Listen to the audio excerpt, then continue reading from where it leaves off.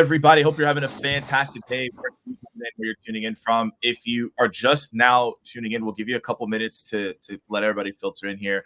But let us know where you're tuning in from, or maybe at the end of the week on Thursday, maybe something exciting has happened for you. So let us know. But yeah, let us know where you're tuning in from, and then we'll dive into the session, and then we'll talk about Alex. Carl will introduce them. We'll introduce myself. But how are you two doing today? I'm good, man. I'm great actually. I've been looking forward to this for a while. So I get to hang out with two of my buddies and talk about. So yeah, I've gone from good to great. I'm great. Carl, how are you? There we go. I'm great, man. Carl? Yeah. I'm doing fantastic. I was great. Like I thought about the subject for this. I'm starting to feel elite sooner or later, hopefully after this call. But yeah, you're feeling elite. Yeah. I wish I'd come up with that. Why did I say I would say good? I would say good to great. So I want to trump it to elite now. So yeah, I'm a good feeling. Fair enough. 1-0. Yeah. Here we go. All right, cool. It's a long session. We have 45 minutes, Alex. So you have a lot of ones. So I'm not actually counting the score. All right, y'all. So let's get into this. So what is this? What are we doing here? So you've probably seen the branding here.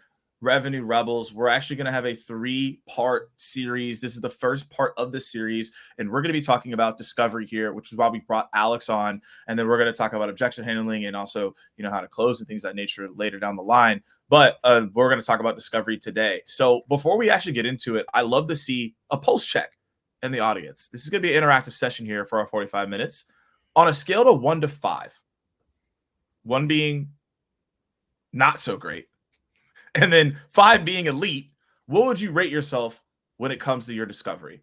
Or if you're a leader, you can also rate your team as well, what you would rate them. But if you're an individual contributor, what would you rate yourself 1 to 5? And then also as a leader for your team, what would you rate them on 1 to 5? All right, let us know in the chat. There's no wrong answer. But as we figure out what people are going to answer there, let's dive into what we're going to talk about, which is discovery, right? How do you get better at it? 3 steps to become elite in discovery. That's what we're going to be diving into today. But before we do that, let's first and foremost do some quick introductions.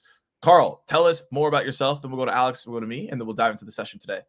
Yeah, of course. Yeah, my name is Carl Carell. I'm one of 4 co-founders, but also the CRO of GetAccept, the digital sales room platform. And a quick note on something that I enjoy doing outside of doing discovery and sales or tech in general.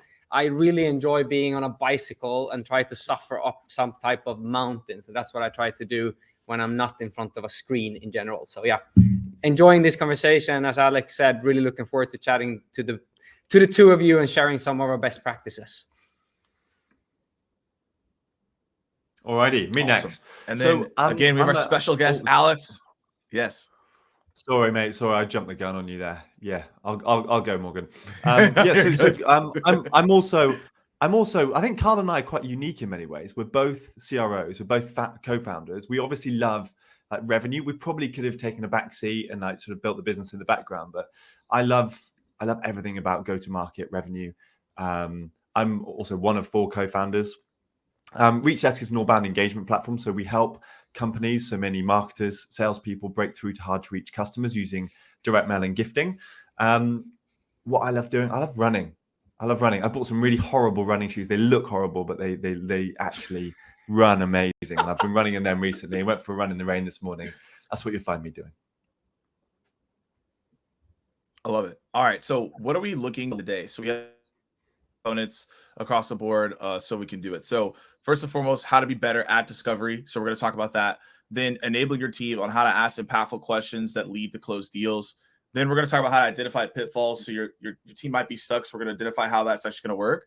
Knowing the difference between discovery and qualification, and then coaching techniques for your team. So these are the 5 things that we're going to be covering and guiding across the board on what you're going to be learning. And again, the whole goal of this is that you all walk away with 1, 2, or 3 takeaways that you can take action on from this session, from the panelists that we have here today. And then we also have a surprise at the end, if y'all hang on, that we're going to have some fun with. But with that being said, let's talk about the first thing, which is, now, Alex, I'm going to toss this to you. Like, what is discovery? How would you define this? I'm going to separate it out first. I'm going to intentionally not answer the question because I used to think the discovery was qualification, and it's not. So let's talk about what it's not first. Qualification is what's usually confused as to what the purpose of discovery is all about. My view on this is qualification should be done in advance, by the way. So you should know who your ICP fits are, your persona fits. You should know this solution. You should know this in advance. Discovery is different, right? Discovery is about uncovering pain so you can match a need, all right, so that you can show your prospect how you uniquely solve their problem. That's what discovery is all about. Uncover that pain, match a need so that you can show them how you can uniquely solve their problem. And I think a mistake, and we'll probably talk about more mistakes later, a mistake I see people make constantly is they think it's a one-time thing. They think it's like you have one discovery call, that's it, done. It's not. It's something that's consistent throughout your entire process. Carl, I think you would add to that. Yeah, no, I think first and foremost, yeah, I do agree. It's about, uncovering pain and figuring out those pains and how your specific services and products can help. I mean, in essence, exactly what Alex said. But I think when we talk about discovery here at GetAccept, for example, it starts with, the first conversation with that client, but that's something for me that goes on all the way until the absolute end, until you actually sign that client. And I think that's one of the keys, to look actually at discovery. It's a holistic part of the entire process rather than an instance in 1 30-minute call and then you're done. But I think that is where I think a lot of people miss that as part of the definition of discovery. Yeah, I think it's a really good call out, because when you think of the qualification discovery, I think most people will probably say they do the qualification portion, right? And so it's being proactive and really understanding that use case, which is important, which then leads into like what we're going to talk about, which is the importance of it. Like, why does it actually matter throughout the sales process here? So Alex, I know that you do a lot of coaching with your team. You've done a lot of coaching sessions as well. Tell us more about like how people can understand the importance of discovery. It gives us some tactical things that leaders can start doing with their teams across the board. Oh, sure. Okay. So my view is that salespeople's job is not to sell. And that's like, people are like, well, what are we supposed to do? Like, your job is to help people buy. And you're never going to be successful. If you're going to try and be an elite seller, you're never going to be successful in helping people buy what you have to sell. If you don't actually understand the root cause of the problem, you don't understand how bad that problem is for the business. If you don't discover these things and eke it out, you're not going to help them buy. They don't know, some buyers don't know all the problems they suffer from. And actually the elite people, Carl is feeling elite today, the elite people are the ones that can help people understand that and realize it. So the best salespeople are like your trusted advisors, and they're helping you understand these things. And so that's like a critical thing that I think gets underestimated. It's not so that you can band qualify someone and say, do you have budget for this? Are you the right person? Is there a need? Well, the need is the critical bit, but like, what's the timing? It's not so you can tick the boxes. It's so you can say, were you aware that you have this problem? Did you know it was that bad? And have you tried quantifying it? What have you tried to do about it? When people realize, they're like, oh my God, the salesperson is now helping them buy. All right. So that's a big thing that I've seen. I didn't used to think that way. 10 years ago, I used to think it was like, shovel it down their throat. One of my VPs of sales said, like, that's what you do. Get the deck out, shovel it down their throat. I was like, well, it just doesn't work. Right? Even in a transaction, it just doesn't work. So that's my main thinking on this. And I think that's actually a really good point. Someone called it out here, solution selling, right? It's like, you're not just coming in saying, hey, this is what we do, et cetera. Like, it's like, how do you actually correlate that with that buyer, right? And so they actually understand what's going on. So Carl, with your team, like the importance of discovery, how are you making sure that everyone knows what discovery looks like for you all and making sure that's applicable? Yeah, I mean, first and foremost, I think I've met a lot of sales organizations, and I've worked in, built a company within sales consultancy where people just assume that my sales reps, no matter what the experience, could do good discovery, and they just send them out, do it on their own. So I think first and foremost, as a leader, you need to build a process so people understand what's the process of discovery. Why are we asking questions? Why is it important? How do we do it? And then constantly iterate to that. The other part is also ensuring that that's a conversation happening. I mean, there's 3 ways to get feedback into that process and get better. I mean, it's different types of self-evaluation, team evaluation, leadership evaluations, but making sure that you build an operational process to to put discovery as part of your entire sales process. I mean, it's easier said than done, but I think just starting there in an easy way, building a scalable process, even if it's simple, and start there and then start adding to that complexity to truly build what then could be an elite sales operational process for discovery, right? All right, y'all. So every time that Carl says elite, hopefully y'all aren't drinking out there and y'all keep it safe. But I actually want to pack something. So you talked about building that process and starting with simple steps. You mentioned a couple things. So for leaders on the call, they're probably like, start getting started. Like, what would be like the 4-step process you have here? Like, start here, do this, do that. Who's that aimed at, Morgan? Carl. That was Carl on the follow-up on what he was talking about the process, because he was talking about like in the discovery goal. Yeah. So for me, first and foremost, like you said something, you should do the qualification beforehand. I mean, it's so damn important. We're coming into a section which I think is fantastic. We're actually going to look at the live call at the end today, or a real call, right? But do you understand? Do you have a natural curiosity about the person that you're meeting? Do you understand who they are, what persona they are, what company they work for? How are they structured? What size are they? All those things are things you should know before going into a discovery call, so you can showcase that you actually care about that client and have a curiosity about who they are and what potential pains they can have, problems, and how you can actually solve them.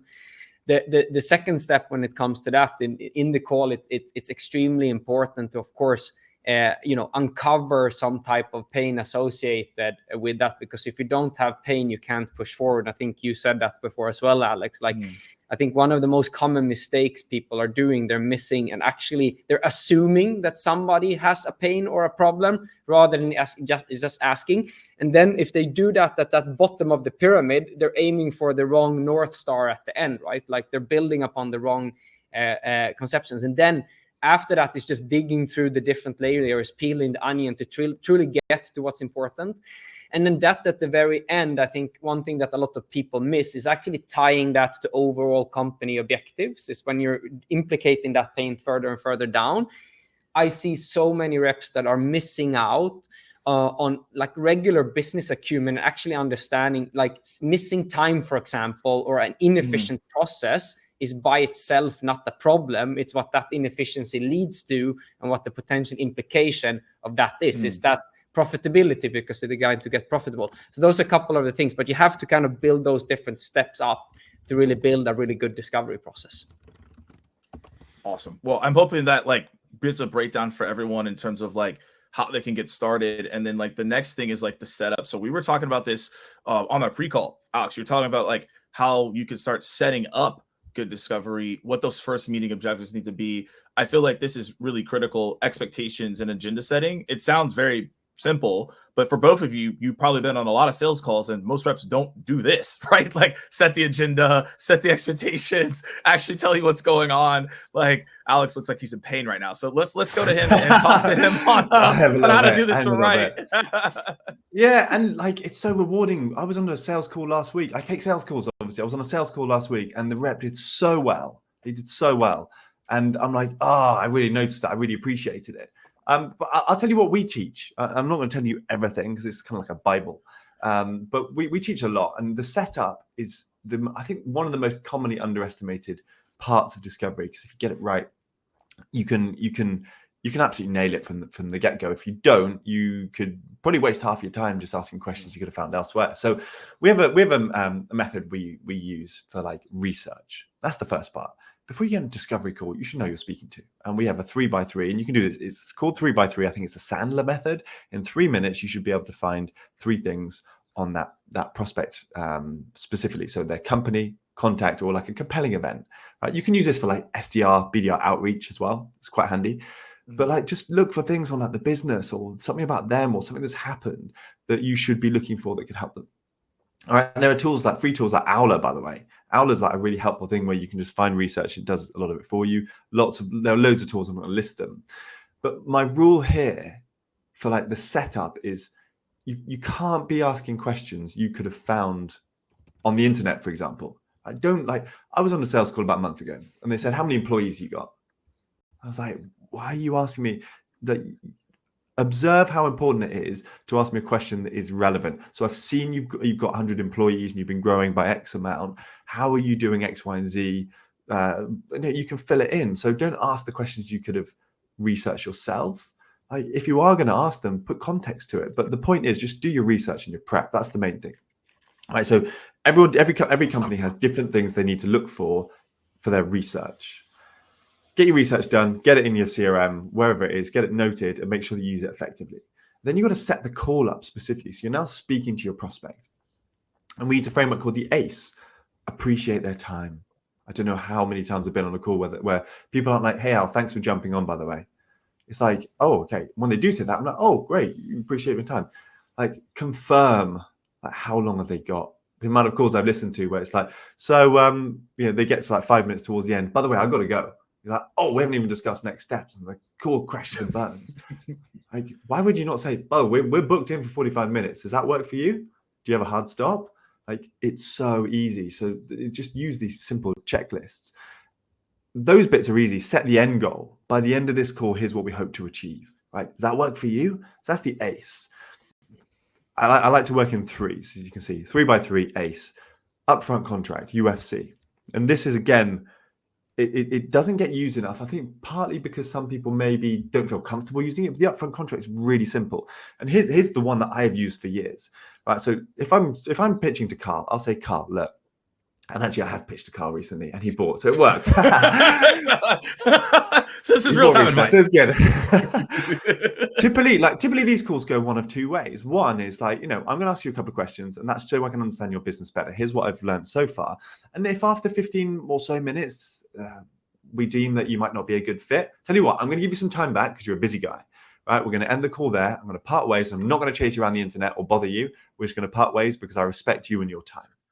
Right. But if we do agree that this is going to be a good fit, right, we're going to book in next steps. And typically what that looks like is meeting these other three people who I've actually already identified in your team, because I think they would typically be the buyers for a solution like ours. But we're going to agree next steps. And what that would look like is a more detailed demo with them.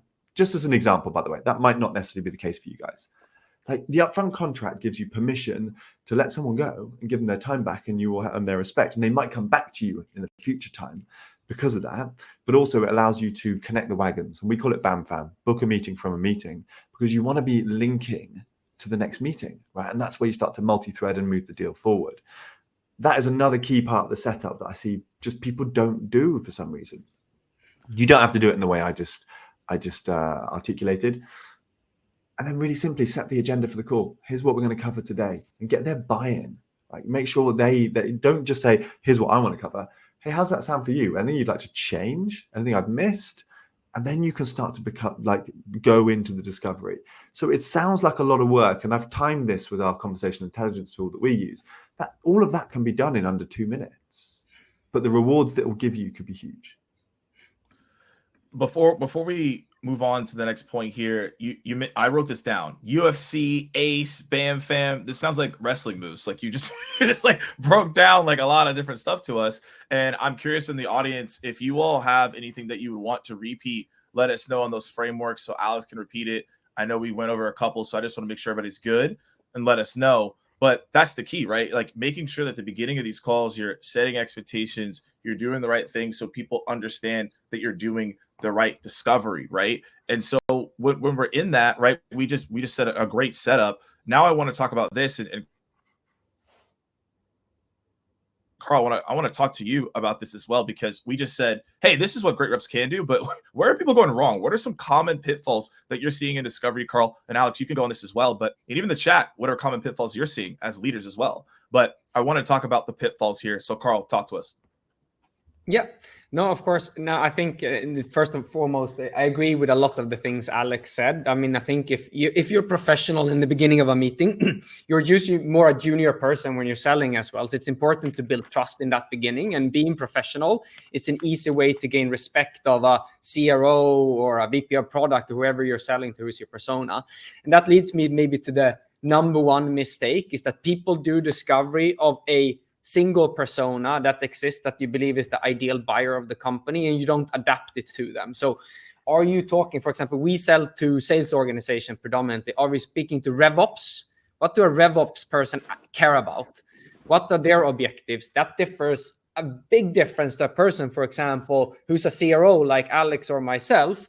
Or are you actually speaking to someone, who's lower or below the line? Like, do you actually understand who you're speaking to and try to really put themselves in their shoes and what's important to them? So you don't just go off a script in discovery.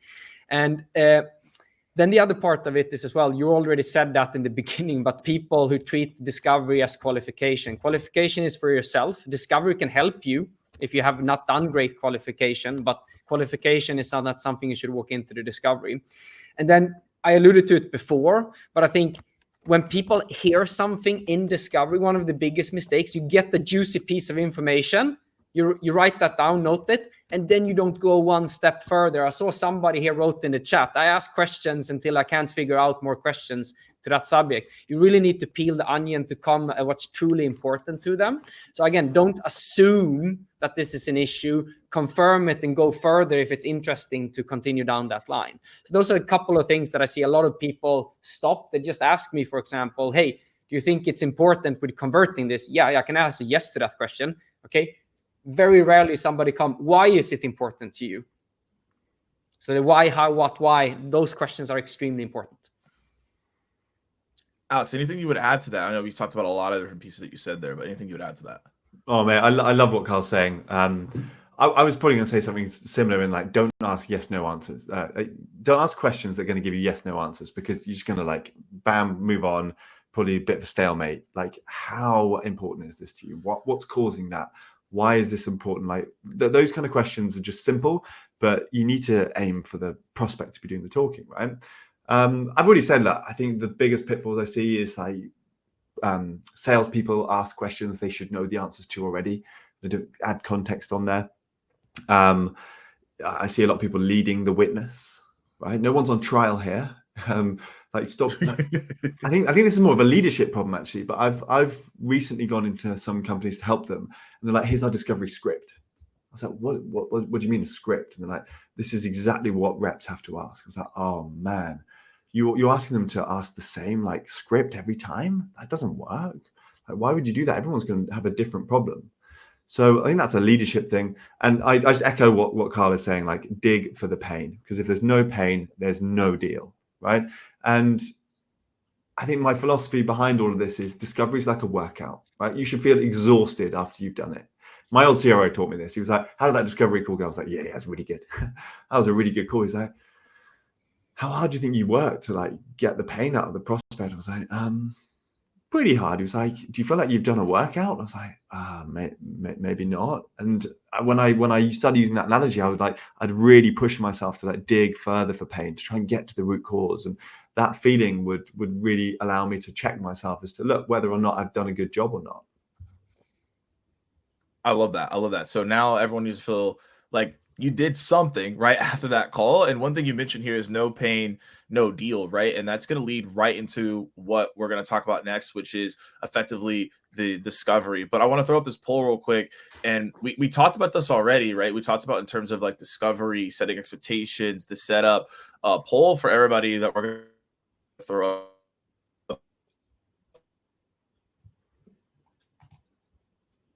Look, Oh, Carl, I think we've missed. What's going on? How long are you prepping Morgan for each meeting as of right now?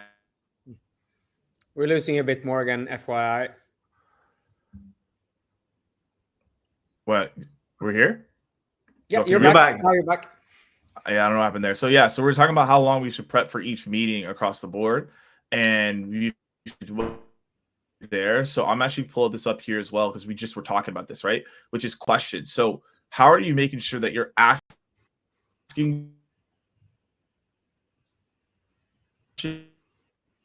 And then, but let's talk about how to like ask good questions across the board.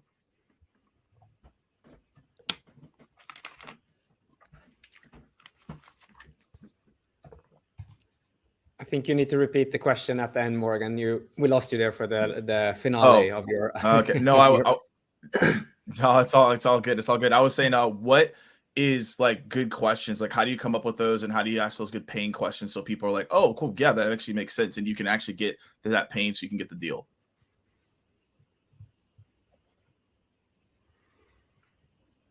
Go, Alex. I struggled hearing that. What was the question, Morgan? I was talking about questions. Like, what good questions should you start asking? You said like no pay, no deal. So like, how can you start thinking about asking good questions? Yeah. Okay. All right. I'm going to try and make sure I don't give a lecture on this one. I think look, a lot of it comes back to the setup, right? And we're talking about discovery here. Like when you're setting yourself up, a lot of it should be like giving context first and foremost. You don't want to. Firstly, if someone's showing up to a discovery call and they have no idea why they're there, there's a big problem. So typically speaking, if you're putting a prospect in front of a salesperson, they should have context. Sometimes it differs between inbound and outbound, but you want to like. There's a really simple thing, and again, it's another 3-letter acronym I use: open, probe, confirm. You just want to ask opening questions that are going to help you like uncover the situation of where they're at. All right. So what's going on in your world that makes this a priority for you to solve this today? It's the what is going on in your company that's making us speak today ultimately. So I don't want to give like a list of questions, but as a business, you should be giving your reps, if you're leaders on this call, give your reps questions that help your reps open up the prospect. All right, and so I just gave you one there. What's happening in a company that drives this to be a priority today? That's one of my favorite questions, because it's not like, hey, why are we speaking today? Like there's a big difference between why are we speaking and like what's happening in your company. Why are we speaking today? Well, you reached out to me, so I don't know why are we speaking. You want to disarm that and go down the what, right? The what route is really good for the opening part, because you want to understand what is actually happening in their business. Why does that matter to them? And why is that a priority today? But you can answer those 3 whys with the what. So that's the way I think about opening, to make sure that you have a good starting point. And I agree fully to you there, Alex. Like it's so important. But in my case, that question works pretty much for any type of product or service that you're selling. But I also think it's important in the beginning when you ask those questions. How do you get people who may be difficult? They don't want to answer that questions. We sometimes meet people that they don't really want to give you information. And what is really good if someone actually then brings in some storytelling surrounding someone they've spoken to or a similar profile, similar persona, to get them to open up, or sharing a challenge that for example, if you name something, hey, is this a problem to you? Or instead you can say, hey, I've spoken to 5 other people in similar positions in similar companies like yourself. They're facing this issue quite often. Is that something that you feel that you're facing on a daily basis? That's asking the same question, but in a different manner to get somebody to open up. Because it depends a lot, I think, in discovery when you think about good questions. Is it an inbound or is it an outbound? And in inbound, you have to think significantly differently because there is something that triggered the conversation. In an outbound, you really have to identify something that you then can anchor that conversation in, whereas they're already going in an inbound with some type of pain or issue that they think you can probably help and support and solve in some sort of way. So I also think it's how you ask the question, not just exactly what you ask in the question. Yeah, I totally agree. There's a really good method, by the way. Sorry, Morgan, I'm just going to share one good method. No, you're good. I think I've seen work really well. And actually, we started using this ourselves. It's called a discovery prompter. So go back to Carl's situation there. Inbound's very different, by the way. Outbound is usually where it's a struggle. And I go back to that example of like, well, you hit me up. Your BDRs hit me up. Like, don't ask me why we're speaking today. And so you can have this discovery prompter, which by persona basically says these are the challenges we typically solve for these kind of personas. Actually, it can act as a qualification method for you too, because if these are problems that you typically solve for these kind of personas, and they don't resonate with them, and they can't articulate anything close to what you do that might help them, you're probably wasting your own time. So a discovery prompter, and let me give you an example for Reach Desk. It might say something like, typically speaking, for sales leaders or leaders that have outbound sales teams, they're typically suffering from these 2 problems. One is that they're writing loads of emails, or their cold call connects aren't great, and so their response rates are really, really low. So they're looking for new ways to break through the noise so that they can increase their pipeline. Or secondly, they're already using direct mail and gifting within their strategy, but they're doing it manually, and it's consuming a ton of their time. They can't track the ROI or measure it, so they're looking for a way of automating that. How do either of those resonate with you? And so it's a really easy way of you positioning the key problems based on the personas that you've got, and like visualizing it so that it's easy for opening up a conversation, because outbound is very, very different. Appreciate you diving into that. So what we're going to do here is we're going to go over these questions really quickly, and then we're going to go into the live call. So y'all hang tight. We're going to list the live call here. We're just going to go over questions again to Alex's point that he talked about. Like, yeah, there aren't like this question is going to be gold and it's going to change everything, but we're going to talk about some things that you can write down and play with. So here's two that I have. Alex has some, Carl has some, and then we'll get into this call. So these two I really like doing. So the first one is because I like to see, like, is this real or not? And sometimes as reps or as leaders, as we coach people, we're like, well, I don't want to ask a question. I don't really want to know what's going on. What's like, I want to know what's going on. So this first question I like asking a lot on the first or second discovery call, depending on what you're doing. And I just say, hey, like, what happens if you don't make this decision? Now, there's a component of that where if they say, yeah, nothing at all, then that can happen. But the other component could be like, yeah, if we don't make this decision, someone could get let go, fired, whatever that may be, right? So I really like using this question to decipher, can I uncover urgency and drive that urgency? You can't create urgency, but you can uncover it and drive it. So this question allows me to figure out what's actually going on and how real this is based on the discovery that I've done. And the two is like, I like the decision criteria, because now what I can get an understanding of is how important is certain things in the deal. So that means I need to unpack, ask layering questions, figure out what's going on there to then get a better understanding of what I can also do too. So 1 and 2 is something I use on almost every single call. 1 is something that I like to do. I know a lot of people don't like to ask that question because they don't want to be ousted, but I really like getting an understanding of what actually is happening, and then we uncover from there. So these are the two across the board that I really like doing, and they bring a lot of value to what I'm trying to do on these calls. So those are my 2 questions. You all can write them down and take them across the board if you want to do that, which will then get boom right into Alex's questions. So Alex, tell us a little bit about these questions. I realize I've already given one of them away. So what's happening in your company that drives this to be a priority today? I'll give you a bonus one afterwards. I think of one whilst I'm speaking. But I've already spoken about like why that's important. We've also, it's kind of answered this one too. When speaking to X personas, they tend to face these challenges. To what extent is the important part? So like when you're positioning these challenges, to what extent is either challenge important to you? Not like necessarily like, is it one or the other? That usually helps you like uncover like the importance of one versus the other. This is one of the ones that if anyone on my team is listening, they'll know this. What metric is suffering most as a result of these challenges? I think most sellers in this world have had to elevate their skill set to a different level because budgets are being scrutinized, a lot more business cases are having to be written. This is one of those questions that will help you greatly later on in the process. So what metric is suffering most as a result of these challenges? So you've identified a challenge, right? If you're speaking to particularly like leaders, C-suite, they should understand this challenge is having this impact and this is the metric that's suffering.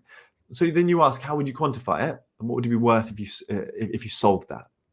Right, so you're starting to build the business case at the front end of your sales process, and that is gold that you should hang on to, right? Because you might have 10 calls in between that, but when you anchor that later on, and you say, by the way, remember when we first spoke, we spoke about these metrics that are suffering the most because of what's going on in your business, and you quantified that.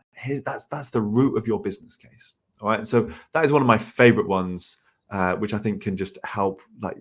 Firstly, quantify the value of the problem, of solving the problem with what you're offering, and just making sure that it can be relevant to many people there. I'll give you a bonus one because I like thinking about multi-threading ones as well. So early stage ones, another one I love hearing is, who else would be upset if we didn't include them as part of this evaluation, right? So it's really tricky. We want to try and engage more contacts, widen the decision-making unit. Who else would be upset? It's like, who are we going to offend if they're not part of this? But also, like, more importantly, who else do I need to speak to? And then try and get in front of those people. Fantastic. And then, right, we're going to go into the live call here, y'all. So we have a live discovery call that we have here, right? And we're going to play through this real quickly due to the time that we have. And we obviously want y'all to hear what's going on here. So to give context on this call, this is a call that was inbound. They're selling to another SaaS company here. We have 5 sections of this call. So there's the intro, the hypothesis, the answer to the hypothesis, why is this important to you, and then how we can help. So we have different snippets that we're going to break down here. and you all, I'm about to play it out loud so you can hear it. And then we're going to break down, and you all in the audience can also join along with us and give us your feedback too. And we're going to break down all the stuff that we talked about and then how this person can better on this discovery call. Carl, anything that I'm missing on that breakdown before we go into this call? No, I mean, first and foremost, I mean, this is a team member of my team. It's James Hewitt. So a big kudos to James for jumping in the hot seat in front of a couple of hundred people. I think that deserves a little bit of an applause. But I think important as well, this is a 30-minute longer call. He's covered some other things in this call as well. We've selected these 5 different snippets to kind of give feedback on them as freestanding objects. And hopefully you can get some like real world applications of what we've just been talking about for the past 30 minutes. All right, y'all. So first of all, we're gonna round of applause to James. We don't see him. Let's get a round of applause for James. No way I would do this. Yeah, I wouldn't do this either. So to be fair, like shout out to James. All right, y'all. So we're gonna play it right here. So let's go. With that, first of all, we've got 45 minutes today, and I know that you'd like to look at Salesforce as well. So we'll definitely get to that. But first, I'll just share my screen. Mm-hmm. Yeah. Cool. Great. Okay. By the way, just to let you know, because I don't have 45 minutes. Oh, okay. No worries. I have it here for 30 minutes. I have a meeting at 2:30, so I'll have to cover it in 30 minutes. Yeah, perfect. That's fine. Good to get that established. I wanted to say just first of all, Nassim, thank you for evaluating GetAccept. For basically because you're the founder, this company is your baby essentially, and so you're working to put together the best solution for it. So, yeah, looking forward to seeing if we can help with that. Okay, that's the intro. So let's break this down. Like audience, you can let us know what you thought of the intro. Alex, you mentioned the call. They said, all right, yeah. We talked about that one. So Alex, you want to go first? We'll talk to Carl. Then we'll get to I'm always direct. I'm always direct with this stuff, right? So I've told you what I think I should do. So I think you did a fairly good job. But like, thanks. Like, very appreciative of taking the time. There were obviously I mentioned the ACE. Appreciate, confirm, expectations. Right? There was no like. By the way, we've got 45 minutes. Does that work for you? Do you have a hard stop? It was like, yeah, we've got 45 minutes. Bam. So just change that. That's a small thing. It's not going to derail you, but you're just wasting your time on that one. But the expectations should be clear, and that might come next. I haven't actually listened to these calls, but it's like, here's why we're here today. Here's what we're hoping to get out of today. Like, does that match your expectations? And that's completely missing. There's no upfront contract, which I love to hear. As I said, there's no like. Typically speaking, these calls go one of two ways, blah, blah, blah. But he's got really good manner. He's friendly. I think I'd start to warm towards someone like that because it seems pretty natural guy. So James, I think he does some good stuff there. Carl, anything you want to add to this? No, I mean, I've listened to the entirety of the call. He's covered something, but yeah, I second everything that Alex said. I think now is lucky. This was a talkative guy who actually said, I don't have the time. But what would have happened if he didn't say that? Would have just gone on? So of course, that is extremely important. And I think that comes to the point, like number one thing in calls. If you don't allow for time at the end, you're never going to next steps. And if you don't have booked next steps at the end, every deal stalls, every deal slips. So that's simple as that. All right, so next part, let's get to the hypothesis, y'all. So this is the next component of this. Along the way, I'll need some things to get there. And that's, typical things like why now, how you work, and what you need. But I wanted to say, I've done a little bit of research. Please correct me if I'm wrong. I could be completely wrong about this. But I imagine it might be sales-led growth, which you're looking at right now with your company. Because there's a generational change happening in real estate management and wanting to get your reps to open up the market. I saw that you've hired Martin Kiesling.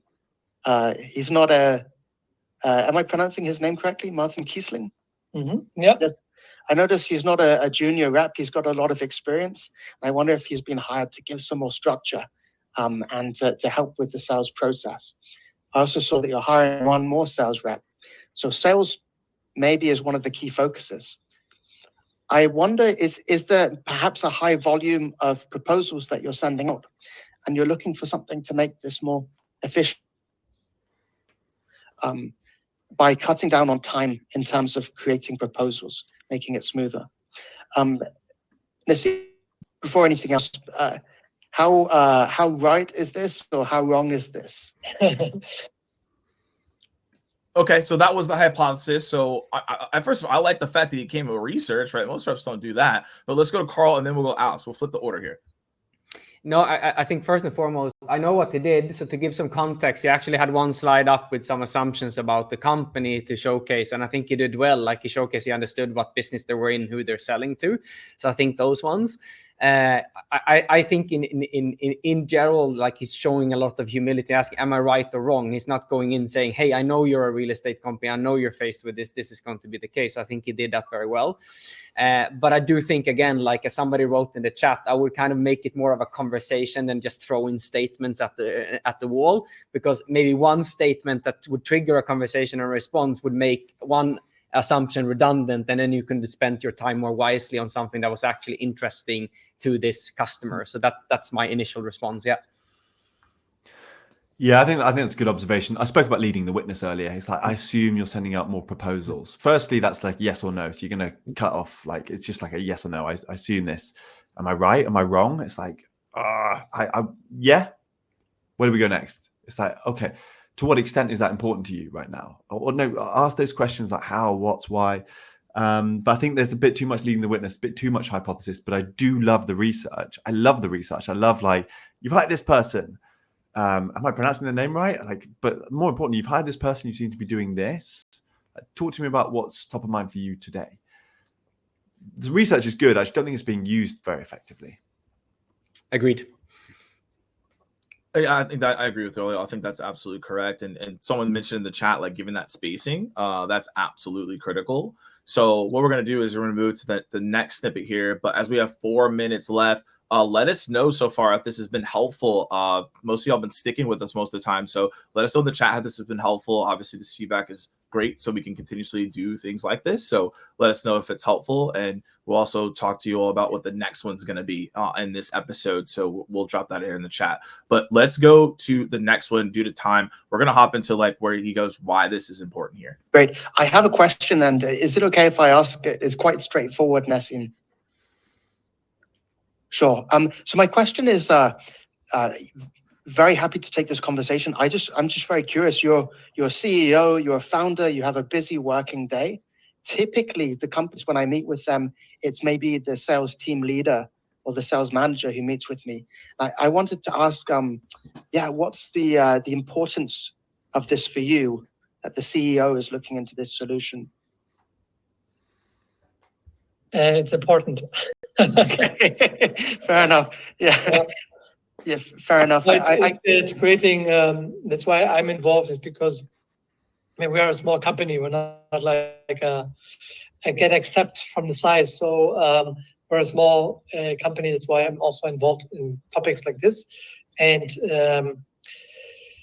since this does not touch only sales, also touches, for example, marketing. It touches customer success. So it's an overarching topic in terms of operations, and that's why I'm looking into this. And it's creating friction also with finance, with creating bills, invoices. So that's why I'm looking into this. Fantastic. Thank you for sharing that. Cool. So that's that bit there. Alex, we'll have you break it down. Carl, you'll give your bit as we go into it. And then as you come up with that as well, I'm going to throw this up on the screen. If you're looking to sign up for our next episode, go and use that QR code. If you enjoyed this one, we're going to do more stuff about this. So definitely go ahead and screenshot that. But Alex, talk to us about that segment. What's your take? What's your feedback? I know we have a couple minutes left here as we'll wrap up with this part. I think that I do love the question, but I'll go back to the question that I asked, I gave earlier. It's like, what's happening in your company that drives this to be a priority today? I think what James has done there is he's alienated himself, and I teach people to talk at the level of their prospect. He's put the CEO on this pedestal, being like, "Why are you talking to me? I'm like this lowly salesperson." And the CEO's probably been like, "Yeah, I'm not sure how the CEO is feeling, but I've had that before." I want people to say, "By the way, I'm here to help you. I've helped other CEOs." But like, talk to me about what's going on in your company that drives this to be a priority for you today. Like, cut out a lot of the magnanimous side of things, and meet people at your level. Like, have that mindset. Salespeople watching here, you should feel confident to talk to anyone, right? And then you should meet them at that level. And I think what he might have done is disarmed himself a little bit there. That's just my thinking there. But like, talk to me about what's causing you to like, what's going on in your company that's making this important for you today, rather than why, as a CEO, are you bothering with me? No, I think that's a great perspective. No, it's a good response, Alex. I do think I love the question that he's asking about why it's important. But again, it's how you can ask the question differently to make it seem good. And I think coming back to a couple of the tips here, like if you create a setting in the beginning that feels that, you know, you feel respectful of yourself, so you're only going to poise yourself in the call in a better way where you can match that level, which I see a lot of people writing in there. Somebody also talked about when they're actually starting talking, be quiet so you can get all that information. But I do think, to take a different stance from Alex on the end there, he gave a lot of interesting stuff. And I actually listened to the continuation of the call. That's where I truly think discovery is starting. He's starting to describe real pains in the business. That's where discovery starts. That's where you need to start to peel the onion. Okay, you're saying these and these things. Can you tell me more about them and why they're becoming a problem? Here's when you can start with the thread. Hey, you're mentioning customer success, finance, etc. How are you involving those people to solve this problem? Would they consider this is a problem for them as well? Or is it just something that you as a CEO have seen?